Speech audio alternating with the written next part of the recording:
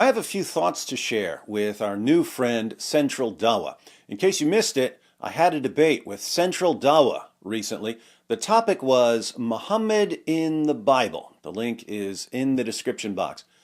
Before the debate, multiple people sent me a clip of CentralDawah promising the Ummah that he was going to end my career. And I made a promise to the Muslim Ummah that I will be the one to bury David Wood. I made every Muslim that promise. By the will of Allah, I will end David Wood's career.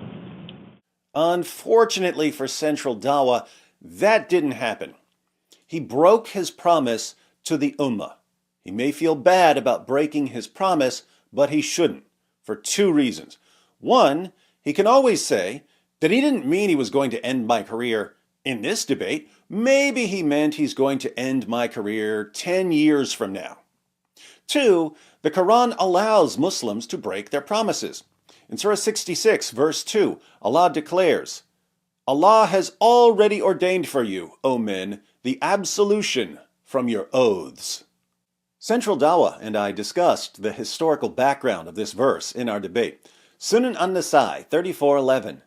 It was narrated from Anas that the Messenger of Allah had a female slave with whom he had intercourse, but Aisha and Hafsa would not leave him alone until he said that she was forbidden for him.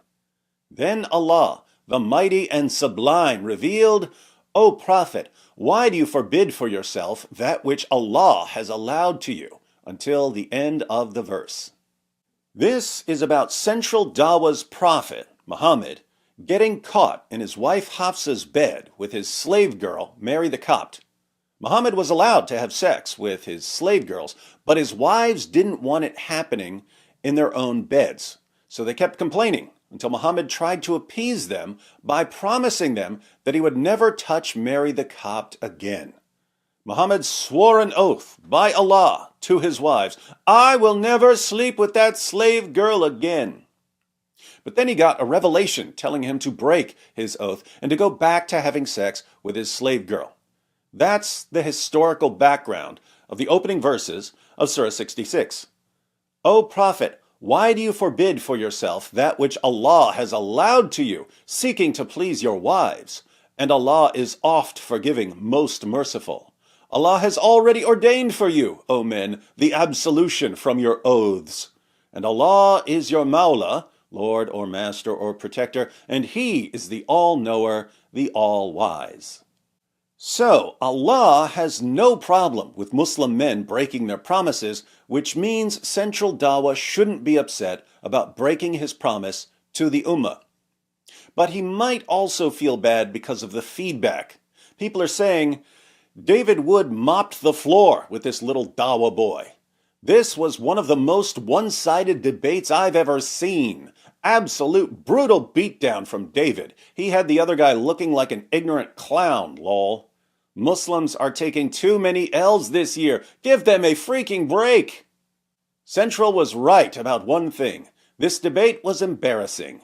D. Wood crushed him. I don't think I've ever seen such a one-sided debate. This feedback could be discouraging, but I'm going to offer CentralDawah some encouragement. CentralDawah, you're young, and this was just one debate. I don't know how your other debates went, but this was only one debate. I see you've been challenging lots of people to debate, and that's a good way to build up experience. You're going to take some L's along the way, but if you learn from each debate, you'll get better and better. In addition to that, you've got something that a lot of Dawah guys don't have. You've got courage. How many Dawah guys are willing to do a debate about Muhammad? Almost none of them. They all basically want to spend their time attacking the Trinity. They don't want to go anywhere near Muhammad, which is strange if you think about it. Because if they could show that Muhammad was a true prophet, that would show that Islam is true. It would be the ultimate Dawah. But they're terrified of subjecting Muhammad to any sort of scrutiny. I wonder why. It's almost like they don't believe they can actually defend him. But you, CentralDawah, to your credit, chose to debate Muhammad in the Bible. We should all give credit where it's due. In a sea of Dawah cowards, CentralDawah stands out because he's willing to defend Muhammad. So, CentralDawah, I encourage you to keep defending your prophet and not to be a coward like so many other Dawah guys. Keep debating and keep improving. But as you debate, I want you to be aware of a few things and to ask yourself a few questions. First, you're copying Muhammad Hijab's chest thumping, which really impresses the Ummah. Ask yourself, why does the new generation of da'is rely so much on me strong, you weak, me humiliate you? If Islam were true, and if Muslims had convincing arguments, would they have to rely on the sort of antics that you'd expect from cavemen? Second, you're copying Daniel Hakikachu's tactic of misrepresenting sources, hoping that no one's going to bother looking up those sources, because if they do, they'll find that you're completely misrepresenting them.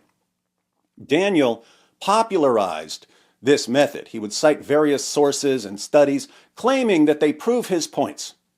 Eventually, Mike Jones from Inspiring Philosophy read the sources and exposed Daniel for lying about what's in those sources. But it's still a popular Dawah tactic. You go into a debate and you say, Professor Uppingfoth has an article on this, and he agrees with me. Most people, of course, have no clue what Professor Uppingfoth said, so they think you're telling the truth. But eventually, someone looks up Professor Uppingfoth's article and finds out that you're lying. That's the tactic, and you've copied the tactic, CentralDawah. So what I want you to ask yourself is, if Islam were true, and if Muslims had solid evidence for their beliefs, would they need to lie about sources like this? Third, I noticed that you didn't use any of the classic Dawah passages about Muhammad in the Bible, Deuteronomy 18, Song of Solomon 5, John 14, and so on. Instead, you went with Psalm 45, Isaiah 28, etc., which means you're one of the Dawah guys who tries to catch people off guard with arguments they've never heard before.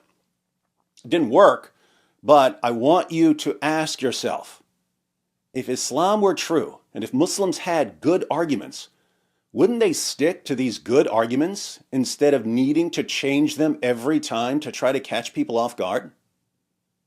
In other words, the methods that Muslims use to defend Islam are the exact same methods that deceivers and con artists use to dupe gullible people.